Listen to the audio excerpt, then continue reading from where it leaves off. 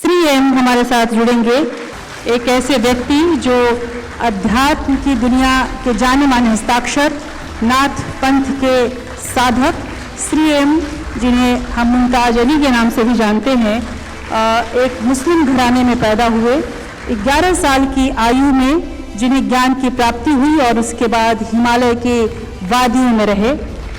वो इस सभा में उपस्थित नहीं हो पाए, लेकिन ऑनलाइन हमारे साथ जुड़ रहे हैं। Greetings to all the members, organizers and executives of the Swadesh Conclave.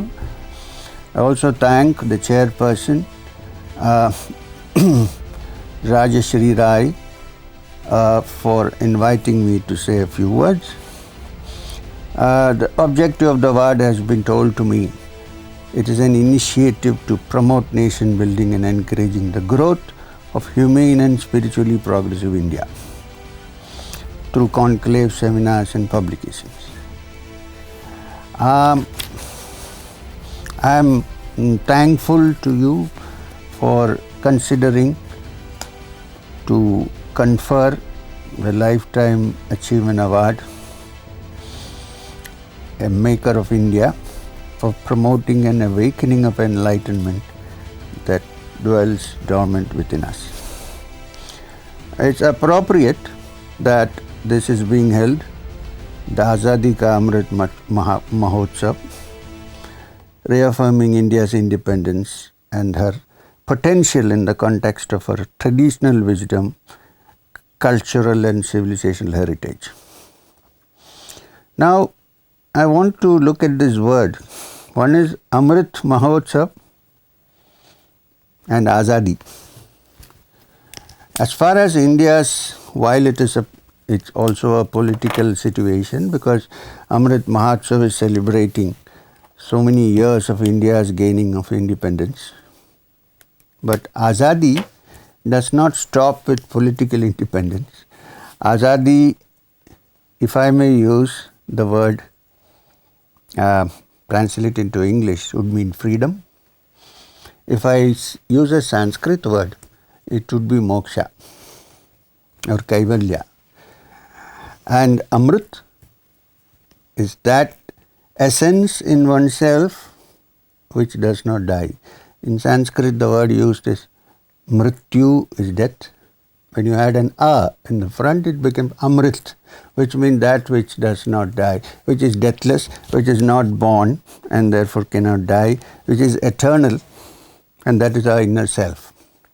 So, while we are looking at the external aspects of Azadi ka Mahotsav, Amrit Mahotsav, I would bring your attention to the fact that the true essence of Indian culture and religion and spirituality is the finding of one's true self within, which is deathless, Amrit, and which is there in all living beings.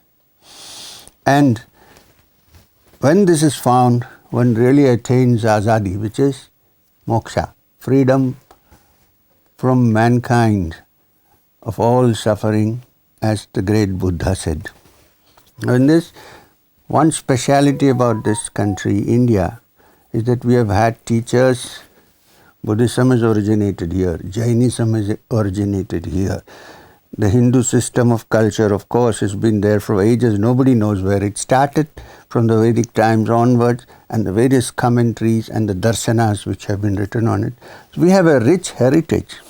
But the essence of all the heritage, all our heritage, is to find our true self. So I suggest that many people are already involved in political freedom and political well-being and social and cultural richness and so on. I would like to say from my point of view that attention be also paid to the inner essence of our being. I think this is the ancient teaching. The ancient Upanishads call the human beings Amritasya Putraha, oh, sons of immortality. Today's context, I would say sons and daughters of immortality.